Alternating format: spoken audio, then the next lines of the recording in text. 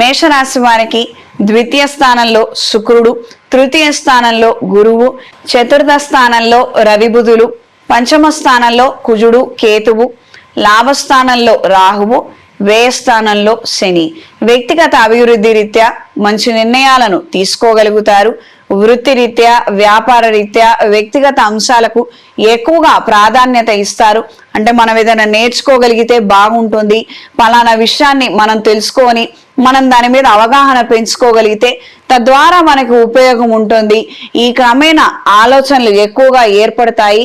దీనికి సంబంధించిన విషయాలలో కూడా పురోగతిని సాధించగలుగుతారు.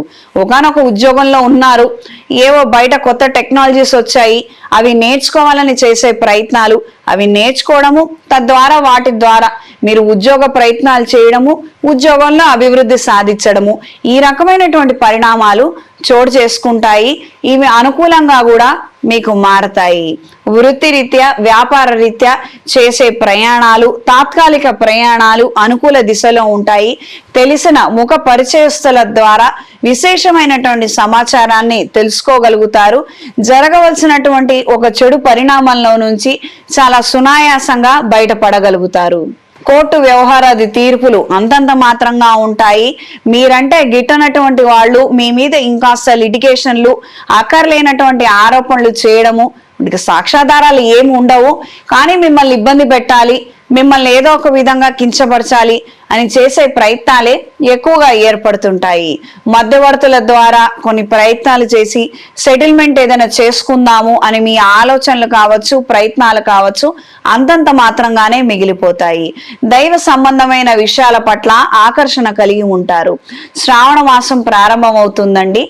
ప్రతి శుక్రవారం నాడు, మంగళవారం నాడు, ఆదివారం నాడు లక్ష్మీదేవి అష్టోత్తరాన్ని పఠించండి.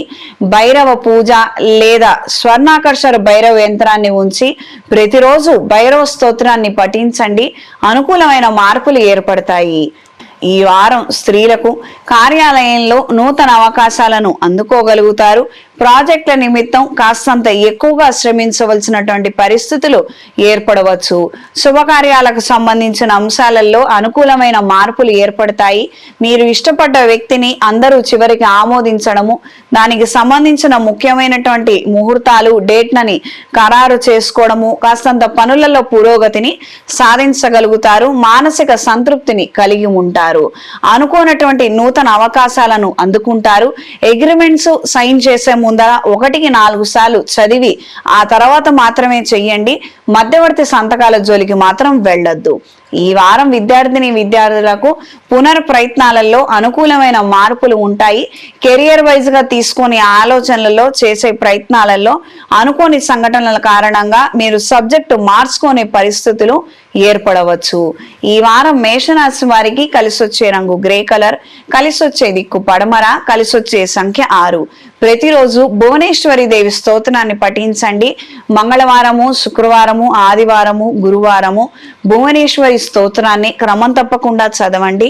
ప్రత్యేకంగా భార్యాభర్తల అన్యోన్యత మరింతగా పెరుగుతుంది. పెళ్లి కాని వారికి పెళ్లి జరిగే అవకాశం ఏర్పడుతుంది. మెడలో ఇంద్రాణి డాలర్ ని ధరించండి.